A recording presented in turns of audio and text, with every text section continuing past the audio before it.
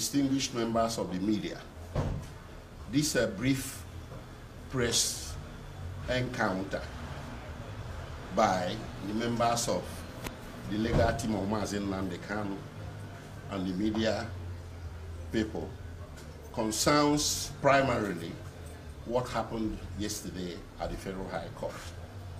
Yesterday, because of the serial and consistent disobedience of the orders of Justice Binta Nnyaku regarding the council visitation to Nnamdi Kanu, the Federal High Court Registrar issued a Form 49. A Form 49 is a notice issuing to the defaulter, to the contemnor, the person in contempt of court, the person disobeying the order, to come to court and show cause why he should not be committed to prison for disobedience of court order.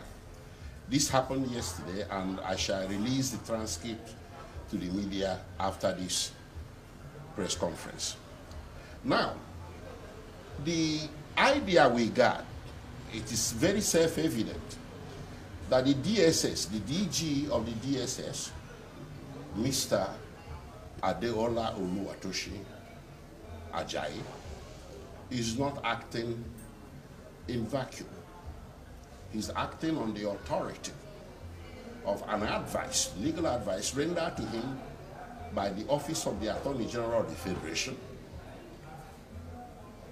and their private lawyer, Ashowaju Adibuega Awomolo, SAN. That legal advice is this, that by virtue of the recusal of Justice Binta Nnyaku from Nnamdi Kanu's case, all the orders she made in relation to that case are now null and void.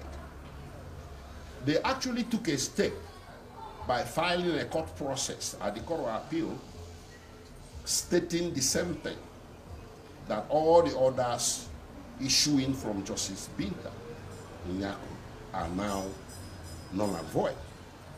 Evidently, that legal advice has not been retracted, and that is why the new DG of DSS, Mr. Ajayi, is refusing us, lawyers to Nnamdi Kanu, from having any visitation whatsoever with him as ordered by the court. You will recall that Justice Binta Nnyaku ordered that counsel to Nnamdi Kanu, the legal team, should be given a 3-day visitation regimen every week, which are supposed to be on Mondays, Wednesdays, and Fridays. But since 27 September, and pursuant or after the recusal of Justice Binta Nnyaku, DSS has consistently refused us entrance into the facility to see Nnamdi Kanu. And in fact, on 23rd, which was on Wednesday, we were barricaded. We were stopped at the very first gate of DSS from even going inside. This is a travesty of justice. When you disobey the order of court, no court should take it lying low. And this was why the Registrar of the Federal High Court issued that notice to Mr. Ajayi yesterday. Now, let me say this. When they filed this legal process in court, seeking to nullify all the orders issuing for Justice Binta Nnyaku, we did not go to sleep. We also filed a counter process in response, stating to the court that if in fact the orders issued by Justice Nnyaku are now null and void, then that must include, as a matter of logic, it must include the very order she issued, which was the first one that led to the remand and detention of Nnamdi Kanu. So if the government is now arguing that the order of visitation is no longer valid by virtue of that recusal, then the order of detention shall also not be valid. This is our argument. So we use this opportunity to make the point that this continuing misconduct by the DSS, which is unconstitutional, is number one thing that is complicating the trial of Nnamdi Kanu that there's so much desire. Pray, how can you try a man? How can you subject a man to trial for capital offenses when you do not allow his lawyers to see him? This is why we're opposed to trial.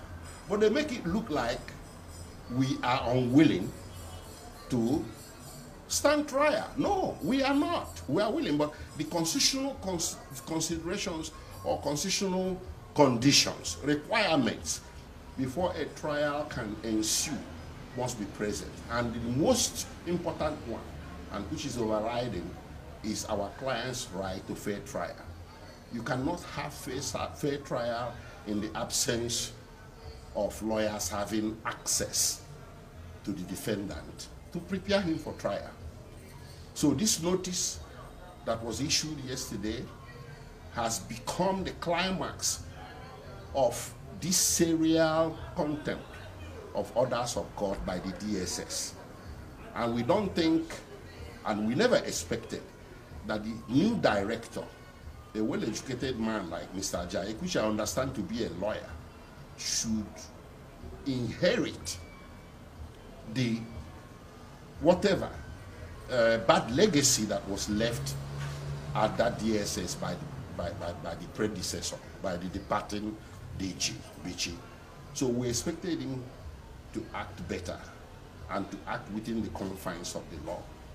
So this is why we decided that we should shed light on this. You are going to receive details of that in your emails later on. Thank you.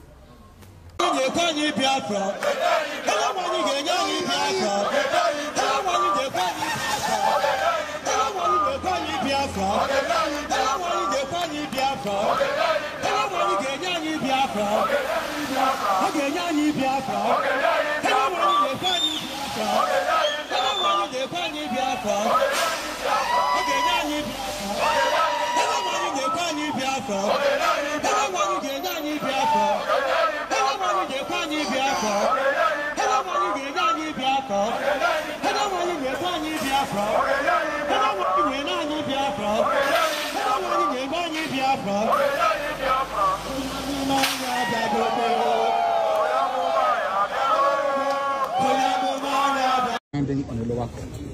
So I was actually surprised that a high court have refused to obey or abide by the determination of a Supreme Court judgment. And then take the only part that is against him and then refuse to apply the part that is in favor of him.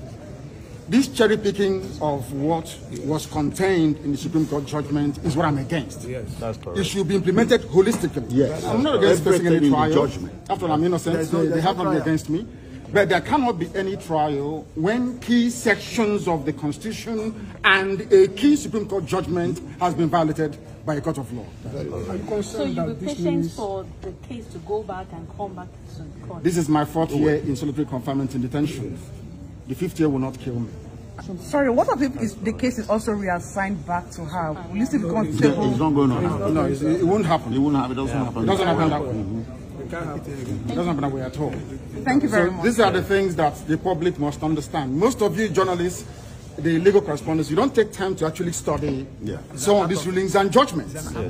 Go and study. In fact, I'll give you... Bring that envelope. Bring the envelope. Look at it here. Look at it here. Look at it. I'll give it to her because I think she's a bit more... Give her the Supreme Court judgment. Can you hold this for me? She can... I want to let the whole world understand something. Very, very clear. In all this is judgment of the Supreme Court. It made it very clear that even that the impartiality of the judge is questionable. And it's here. Marisa, please do bear with me. It says it here. I like what is it, page? What is that again? Where it says page 18. All these things are online. Is it not page 18? All these things are online. So I suggest that the journalists in this country actually take out time to do some basic research. It's not difficult, just minor research. You will understand the vacuousness, the emptiness of all the charges against me. Okay. They kept switching the charges. Yes. They said I committed this crime in England, isn't it? Yes. I made a broadcast in England. Yes. And in 9 charges leveled against me, this place where I committed this crime was London, in the United Kingdom. Yes. When my lawyers came to see me, I had a discussion with them about how I'm going to defend myself. I told them that no court in Nigeria has jurisdiction to try me. Because since this offense was committed in England, so they said, it's only a UK court that can give a Nigerian court the authority to proceed, isn't it? Yeah, based on that, they removed London. Based on that, they now amended the charge again and removed London. Location of the broadcast. Location of the broadcast. Contrary to section 196? 174 of the Terrorism Prevention Act 2022. In violation of their own laws. In violation of their own laws. And you want me to stand trial under such circumstances? Is that possible? Nnamdi Kanu to stand trial where these shenanigans are going on? It's not possible. It's a travesty. Because the Nigeria